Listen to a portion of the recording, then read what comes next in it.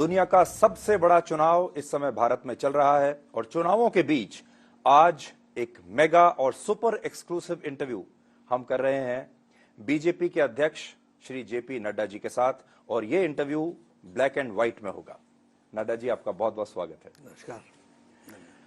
पहला सवाल तो यही है कि जो फर्स्ट फेज रहा उसके बारे में ऐसा ही कहा जा रहा है कि क्योंकि वोटिंग लो रही, ये फेज बीजेपी के लिए अच्छा नहीं रहा। आप क्या कहना चाहेंगे इस पर?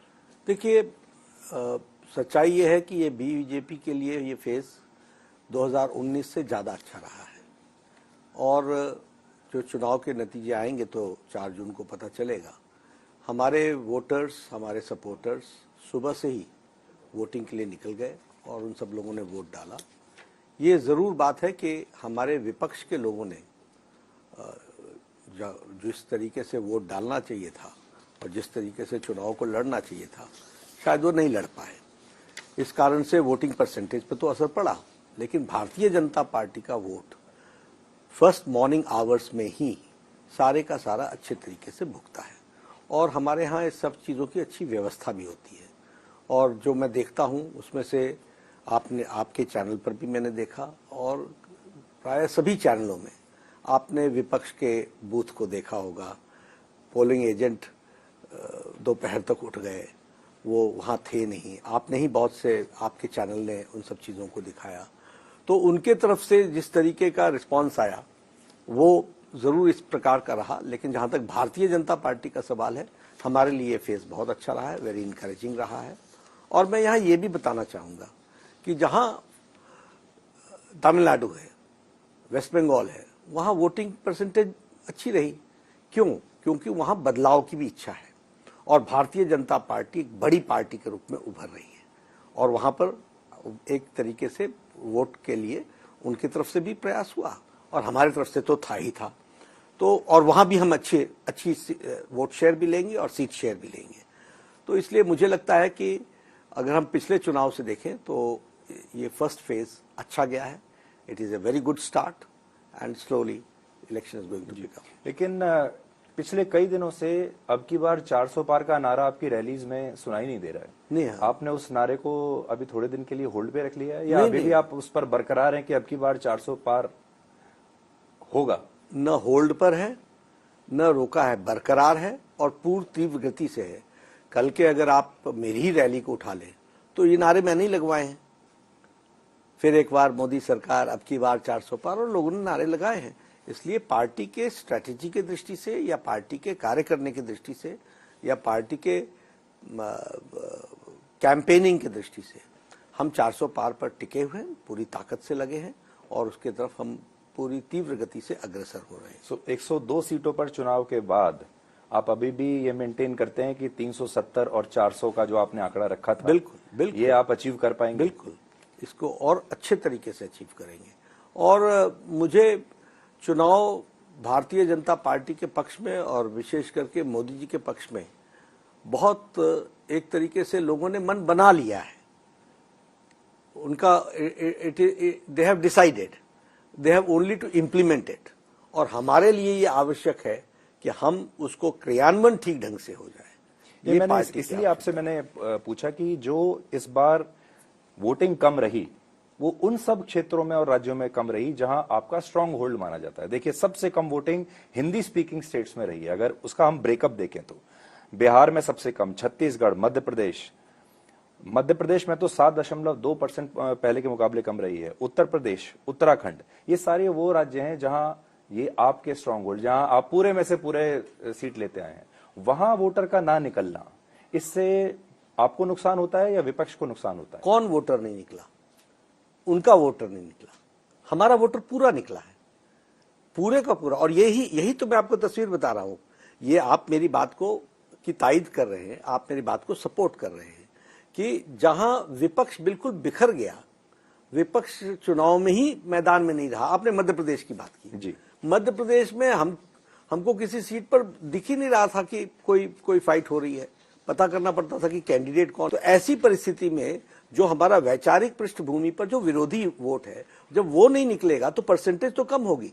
लेकिन ये सब स्टेट्स वो हैं जहां भारतीय जनता पार्टी के साथ लड़ने वाली पार्टियां, विपक्ष की पार्टियां, वो एक तरीके से बिखर सी गई और उन्होंने इलेक्शन को जिस तरीके से लड़ना चाहिए था वो नहीं लड़े हैं और इस कारण से इस तरीके का दिख रहा है। लेकिन भारतीय जनता पार्टी, हमारे लोग, हमारा वोटर पूरी मुस्तैदी से उसने सुबह सुबह ही लंबी कतारें लगा करके वोट अपना दिया है। पर देखिए, अगर इतनी बढ़िया स्थिति बीजेपी के लिए है तो फर्स्ट फेज के बाद प्रधानमंत्री मोदी को ये मुस्लिम का मुद्दा, मुस्लिम कार्ड जिसको हम कह सकते हैं, ये मंगलसूत्र का मुद्दा, ये उठाने की ऐसी क्या आवश्यकता पड़ी? आवश्यकता इसलिए पड़ती है कि ये जो कांग्रेस पार्टी की डिविजिव पॉलिटिक्स है और जो डिवाइड एंड रूल के साथ साथ जो तुष्टीकरण की पॉलिटिक्स है, अपीजमेंट की पॉलिटिक्स है और उसको बहुत गार्डेड तरीके से, बहुत शातिर तरीके से रखने का प्रयास है, देश को एक मुसीबत की तरफ धकेलने का प्रयास है, इसके खिलाफ बोलना है कि नहीं बोलना है?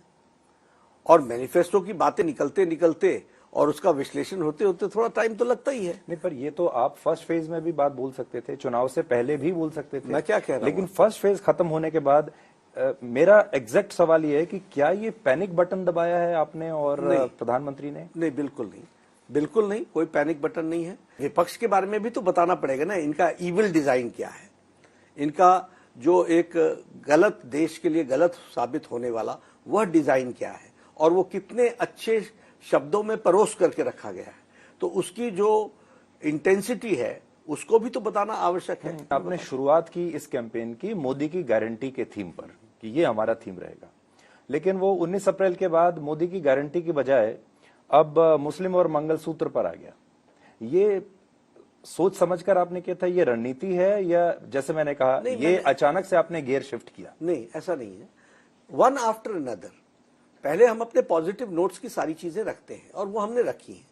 मोदी की गारंटी पूरे होने की गारंटी, और ये सेंट्रल थीम है। इसी थीम पर भारतीय जनता पार्टी को करोड़ों लोगों का आशीर्वाद मिल रहा है। लेकिन इसके साथ साथ सुधीर जी, जो हमारे सामने वाला व्यक्ति है उसके मंशा क्या है, उसके मानसिकता क्या है, उसकी सोच क्या है, ये भी तो अभी 7 फेज का चुनाव है, इसमें इसको अनफोल्ड करना है कि नहीं करना है। तो इसके अनफोल्डमेंट का टाइम शुरू हुआ, तो वो अनफोल्डमेंट का एक प्रोसेस ये है जिसमें जो प्रधानमंत्री जी ने कहा, और उन्होंने बहुत अच्छे तरीके से इस बात को एक्सप्रेस किया कि किस तरीके से ये समाज को बांटने के और खंडित करने का प्रयास भी है और किसी एक को लाभ पहुंचाते हुए दूसरे को नुकसान पहुंचाने का डिविजिव पॉलिटिक्स का भी विचार है। कांग्रेस कह रही है माइनॉरिटी, अल्पसंख्यक, और बीजेपी कह रही है मुसलमान, तो ये दोनों एक हैं या ये अलग अलग हैं? दोनों अलग अलग हैं।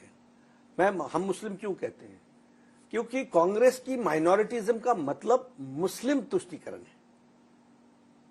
उन्होंने आज तक कोई भी वाक्य और कोई भी कार्यक्रम कोई जैनियों के लिए, कोई पारसी के लिए, कोई सिख के लिए, कोई किसी और के लिए किया हो, ऐसा नहीं है।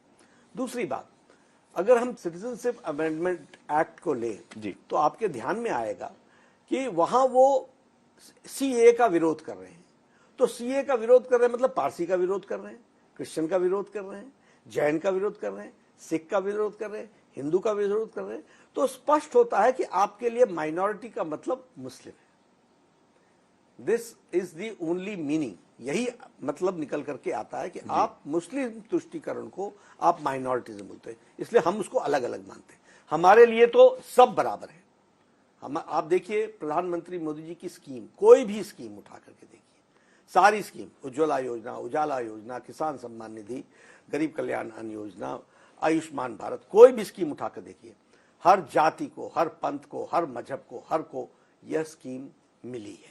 बिल्कुल यही बात। लेकिन इसलिए हम न माइनॉरिटिज्म की बात करते हैं, हम सबका साथ, सबका विकास, सबका विश्वास, सबका प्रयास, और उसको लेटर और स्पिरिट में इंप्लीमेंट करते हैं।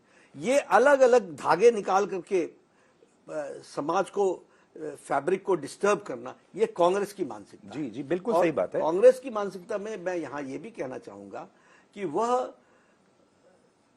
देश के लिए हानिकारक होने के बावजूद भी ऐसे विषयों को उठाने में पीछे नहीं रहते हैं जो सोसाइटी को डिवाइड करता है। लेकिन प्रधानमंत्री और जो सोसाइटी को प्रेफरेंशियल ट्रीटमेंट देता है। मोदी जी जब से प्रधानमंत्री बने 10 वर्ष में आज तक उन्होंने कभी इस तरह का कोई बयान नहीं दिया। मुसलमानों को लेकर, नाम लेकर उन्होंने कभी ऐसे कॉल आउट नहीं किया। और 10 साल के बाद वो ऐसी जब बात करते हैं तो लोगों को विश्वास नहीं हुआ। बहुत सारे लोगों को तो लगा कि हम कोई डीप फेक वीडियो तो नहीं देख रहे हैं उनका जिसमें उन्होंने ऐसी बात कह दी है। थोड़ी देर तो लोगों को अचंभा हुआ कि उन्होंने ऐसी बात कैसे कही। और बार बार मैं उसी बात पर आ रहा हूं कि ये बात क्या प्रधानमंत्री के लिए कहनी जरूरी थी और इस रूप में? देखिए, मैं फिर आपको बताता हूं कि आप सुधीर जी, हमको ये समझना पड़ेगा कि जो हमारे सामने वाले की मंशा है उसको सामने रखना यह हमारी जिम्मेवारी होती है और उस पर डिबेट हो, डिस्कशन हो, जनता के बीच में जाए, इसकी आवश्यकता होती है। और प्रधानमंत्री जी ने बखूबी इसी बात को ध्यान में रखते हुए कि आपका जो इल इंटेंशन है, जो इविल इंटेंशन है, जो आपकी नीयत जो में खोट है, वह जनता के सामने स्पष्ट रूप में जाना चाहिए। जी, वैसे ऐसा बहुत कम होता है जब किसी पार्टी अध्यक्ष के सामने दूसरी विरोधी पार्टी का मैनिफेस्टो रखा जाए, लेकिन आज मैं नड्डा जी के सामने कांग्रेस का मैनिफेस्टो लेकर आया हूं और मैं आपको थोड़ा सा उसमें से पढ़कर बताऊंगा। देखिए, जो हम माइनॉरिटीज की बात कर रहे हैं, इस पर क्या लिखा है उन्होंने। वो लिखते हैं, कांग्रेस अल्पसंख्यक वर्ग के छात्रों और युवाओं को शिक्षा, रोजगार, व्यवसाय, सेवाओं, खेल, कला और अन्य क्षेत्रों में बढ़ते अवसरों का पूरी तरह से लाभ उठाने के लिए प्रोत्साहित करेगी और सहायता देगी। एक जगह यह लिखा है, प्रोत्साहित और सहायता। फिर आगे एक जगह और लिखा है कि कांग्रेस यह सुनिश्चित करेगी कि अल्पसंख्यकों को शिक्षा, स्वास्थ्य, देखभाल, सरकारी नौकरी, लोक निर्माण अनुबंध और कौशल विकास में बिना किसी भेदभाव के उचित अवसर मिले। तो हमने भी ये पूरा देखा, इसमें मुसलमान शब्द का कहीं प्रयोग नहीं है, सिर्फ अल्पसंख्यक लिखा है। तो आप कैसे इस नतीजे पर पहुंचे कि इसमें ये जो अल्पसंख्यक है यही मुसलमान है? देखिए, मैं फिर आपको बताता हूं कि मैंने कहा ना कि आज दिन तक उन्होंने कभी अदर माइनॉरिटीज की चर्चा की? कभी उन्होंने अदर माइनॉरिटीज के लिए कोई प्रोग्राम चलाया क्या? और मैंने आपको सीए के माध्यम से भी बताने का प्रयास किया है कि उनका प्रयास हमेशा इस बात के लिए रहा है कि माइनॉरिटीज्म मतलब मुस्लिम तुष्टीकरण, और वो एक इसको वोट बैंक की तरह देखते हैं और उनको कोई उनसे कोई लगाव है या मोहब्बत है, ऐसा कुछ नहीं है। जितना काम प्रधानमंत्री मोदी जी ने किया है मुस्लिम भाइयों के लिए और माइनॉरिटीज के लिए, उतना किसी सरकार ने नहीं किया है, किसी सरकार ने।